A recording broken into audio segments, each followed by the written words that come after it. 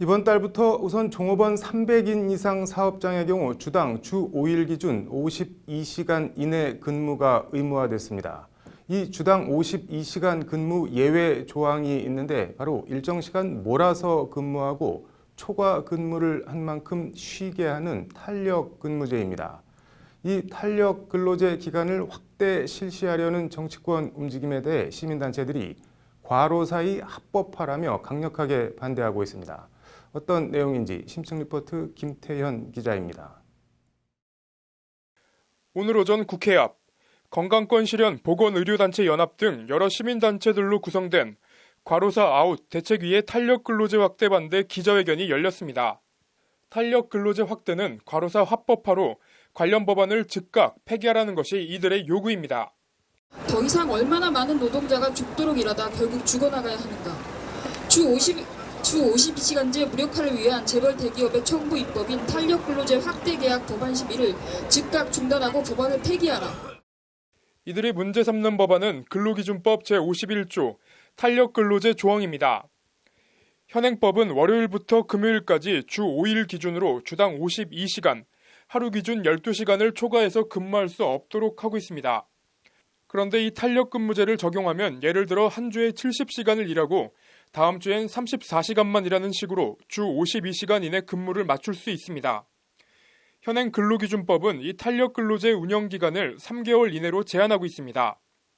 문제는 여당인 더불어민주당에서 3개월 초과 탄력 근무제 조항을 신설해 최대 6개월까지 탄력 근무제를 시행할 수 있도록 하는 법안을 발의한 겁니다. 야당인 자유한국당은 한 발 더 나아가 6개월이 아닌 1년까지 탄력 근로 기간을 확대해야 한다는 입장입니다. 이렇게 되면 사용주 입장에선 일감이 많을 땐 밤새워 일을 시키고 일감이 상대적으로 떨어졌을 땐 직원들을 쉬게 하는 방식으로 직원 추가 고용 없이 말 그대로 탄력적으로 회사를 운영할 수 있게 됩니다. 반대로 근로자 입장에선 이른바 압축 노동의 고생문이 열리는 겁니다. 탄력 근로제는 주당 64시간 이상 최장 80시간까지 장시간 노동뿐 아니라 휴일 없는 연속 노동도 하루 20시간 이상의 연속 근로와 24시간 노동으로 노동자를 쥐어짜는 압축 노동도 허용한다. 압축 노동에 시달리다가 과로사하거나 과로자살하는 일도 있었다.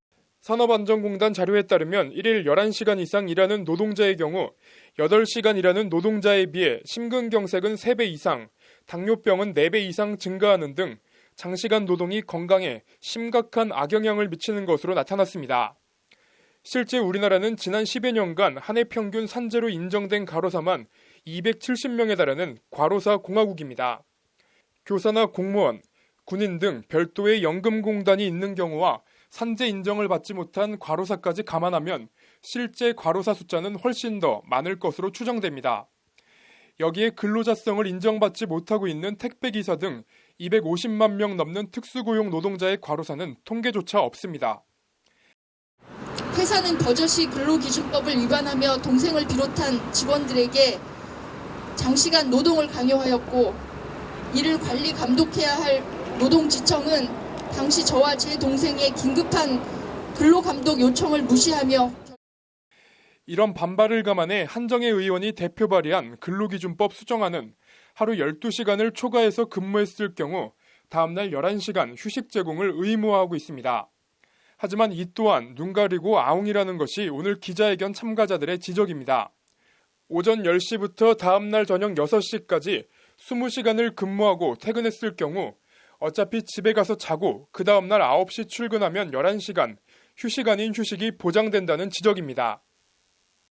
사실 그렇게 되면 당연히 과로사나 과로자살이 늘어날 수밖에 없고 그런 법을 지금 한정혜 의원이 그동안 노동자 건강을 위해 노력한다고 해왔던 사람이 대표 발의를 하니 정말 화가 날 수밖에 없죠. 유연한 근무를 위한 제도가 오히려 노동자의 과다한 업무로 돌아오는 모순적인 상황이라는 게 참가자들의 말입니다. 이로 인해 발생하는 과로사 등 문제를 막기 위해 시급한 대책 마련이 필요해 보입니다.